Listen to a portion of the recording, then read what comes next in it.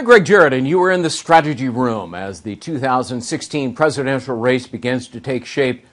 Prospective Republican hopefuls are revamping their stance on immigration. Possible candidates like Senator Marco Rubio and Scott Walker are walking back their past support to grant legal status to some illegal immigrants.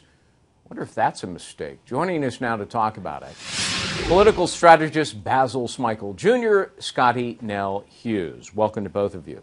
Scottie, let me start with you because I'm wondering, let's talk broader picture to begin with. I wonder if walking it back is a mistake. I looked at the latest polling data. Nationwide, 62% of Americans favor a path to citizenship. 51% Republicans favor a path to citizenship. Even in conservative Iowa, among the GOP, it seems like a majority there do favor a path to citizenship. At least one study suggested that.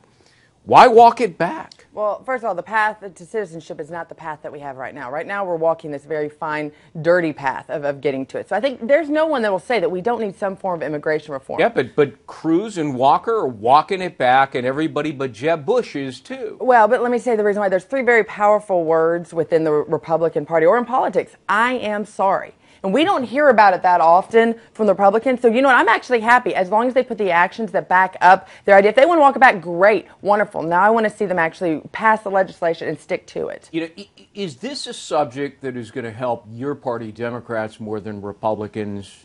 If we handle it correctly, yes. That's a big if we handle it correctly. But the one word that I have for this strategy is differentiation, because I think what they're doing is saying that Jeb is to the left, and we need to go much further to the right. I think that's a winning strategy in a primary, but not in a general Where does election. that come from, though? I come back to the polling data, and even Republicans, it would seem, should be siding with Jeb Bush.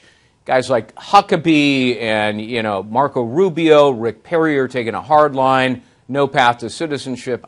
I just don't, you don't see that. You don't see that amongst, especially the conservative grassroots base that stayed home the last two elections, which is one of the reasons why President Obama was elected and reelected. They didn't come out. One of the number one issues with them, besides the economy, is immigration. And they don't like, and they see Jeb Bush's plan to be almost exactly like the president's plan. And right now, if anybody wanted to sit there, we need to be drawing this hard line, the differentiations. The Republicans will never be able to recruit the Hispanic vote, no matter what they do. Scott Walker gave a very interesting interview to Fox News, in which he said, you know what, I've changed. I'm completely reversing my position now.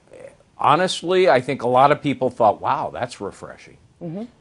Yeah, and I think that I have changed and the I am sorry are synonymous, but I think there's going to be this interesting intersection of immigration and the economy as you raise. Because, Senator Grassley's now pushing back against what they would call the amnesty bonus, which is essentially the earned income tax credit that immigrants employers get. So there's a question now that a lot of Republicans that supported the earned income tax credit are now pulling back as well because of the impact on immigration. And I think when you combine those two, it will have detrimental impacts for, I think, the economy as a whole. And I don't think Republicans will be able in the long run to sort of message their way out of that. You know, Scottie, when we look at the polling data again on a different subject, is the president's executive action unconstitutional? Is it illegal? A vast majority of Americans say it is. It was wrong. But at the same time, in polling data, they suggest get over it, Republicans.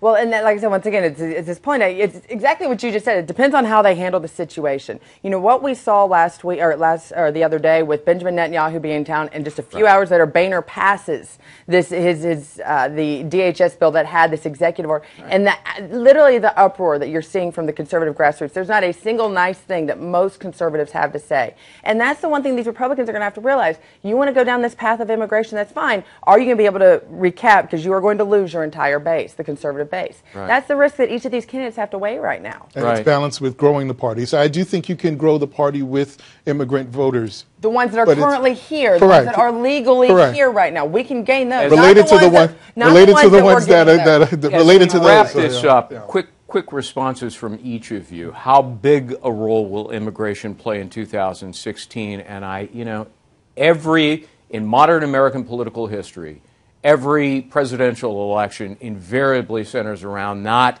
ancillary issues like that, but money and jobs. Mm-hmm.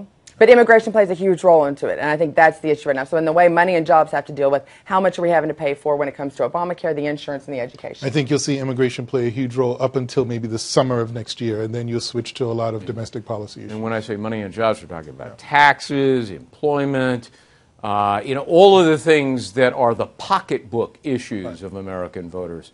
Basil Smikle Jr., Scottie Nell Hughes, good to see you both. Thank you. And for more on the 2016 race, stick with FoxNews.com. I'm Greg Jarrett. Thanks for watching.